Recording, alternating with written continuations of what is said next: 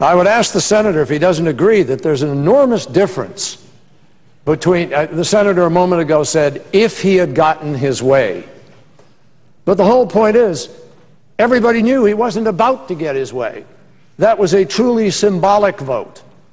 Today, however, is it not true we are on the brink of a default, and the absence of negotiation or the absence of a settlement presents us with a far more serious consequence to the unwillingness to raise the debt ceiling today?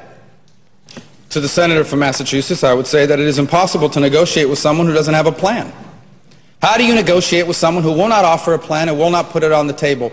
But the finger pointing of who has a plan and who doesn't have a plan is relevant, but it's not the central issue here. I would also say that in March of this year, March 30th to be exact, of this year, I wrote an op-ed piece that ran in the Wall Street Journal, and it outlined the things that I was looking for to be a part of this debate.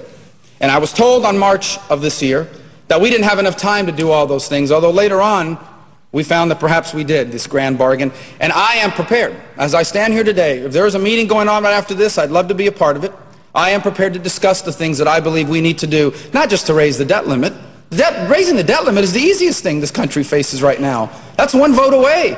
The hard thing is to show the world that we are serious about putting our spending in order so that we can show people that we're actually going to be able to pay our bills down the road.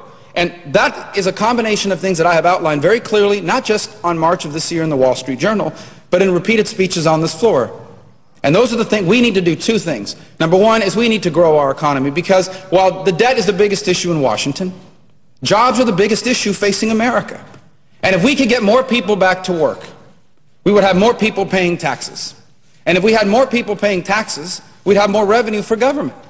And so that's the first thing we need to do, is figure out how we can create jobs in America. And I think there is bipartisan agreement on things we can do to do that. The President himself mentioned regulatory reform as a necessity in the State of the Union. Let's do it. We've all talked about tax reform, flattening and simplifying our tax code. And if there are things in that tax code that do not belong there because they are the process of good lobbying instead of good policy, then let's go after those things. We've talked about that. Let's talk about those. I think we all agree that there has to be some changes in discretionary spending, but we also agree that that doesn't solve the problem. That's a small piece of our overall budget. That we have to save Medicare because it goes bankrupt if we leave it the way it is. That we have to save Medicaid because it goes bankrupt if we leave it the way it is. And I can tell you that history will back up what I'm about to say, and that is that there is no government run by conservatives, Republicans, put whoever you want there. If you give government the opportunity to spend more money than it has, it will do it. It will do it every time. And that's why I believe there are at least 20 members of the Senate and the other party who have supported some version of the balanced budget amendment, and yet it's something we cannot even get a vote on, much less discuss here in the Senate. So I believe there can be compromise on those outlines, but here's the last thing I would say. I believe my time is about to expire, so let me close with this. Compromise is fantastic. I would love nothing more than to leave this building tomorrow night having said the Republic still works. I was able to stand shoulder to shoulder with people from states far from mine, with views different from mine, but who love their country so much that we were able to come together and save it when it faced this catastrophe. I would love nothing more than compromise. But I would say to you that compromise that's not a solution is a waste of time.